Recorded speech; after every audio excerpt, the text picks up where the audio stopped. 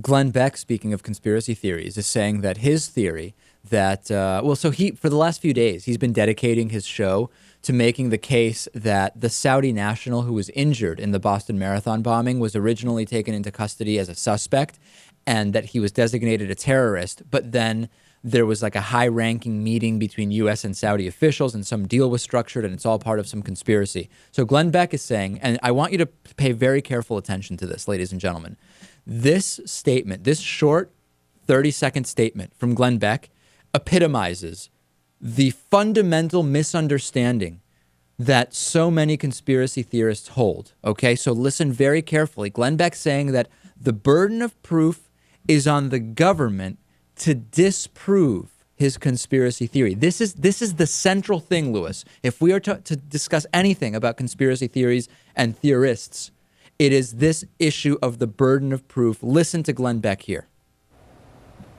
The burden of proof is on the federal government, and so far they have not presented one shred of evidence that refutes what the Blaze has reported. Not one.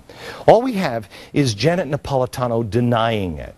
And that apparently is enough for the global resources of the media at one of the biggest events in our nation's history. Oh, it's fine. The government said no? Okay, then it's no. All right, so let's analyze this. The burden of proof is on the government. This is the fundamental problem with conspiracy theories. The burden of proof is not on whoever the conspiracy theorist would like to refute their ideas. The burden of proof is on the person proposing the idea. This is the key thing. It is very difficult in many cases to prove a negative. That's why no matter how many debunkings happen, very often the conspiracy theorists will say, "You've not proven to me that this is impossible."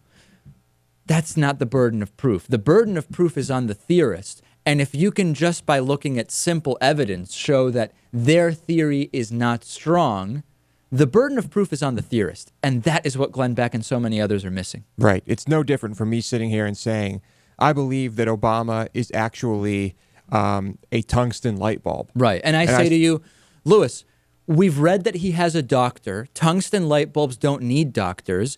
And we've also seen him eating, and tungsten light bulbs don't eat.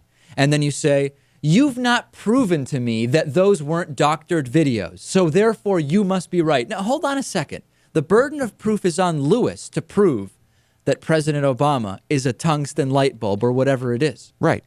I'm saying whatever evidence you've ever seen of Obama has been computer graphics, CGI, holograms, a stunt double, a fake person. The real President Obama is a tungsten light bulb sitting in the Oval Office. You know, you bring up another good point, which is that these conspiracy theorists and theories sort of rest on this like basic philosophical idea of how you obtain knowledge. Like you can negotiate your way down when you're arguing with these people and you say, well, look, there's this piece of evidence which clearly shows this. And they say, I don't think it clearly shows that. Have you ever seen that piece of evidence? Well, no, I saw it in the New York Times article, in the Washington Post, and on CNN. Well, how do you know they didn't doctor it?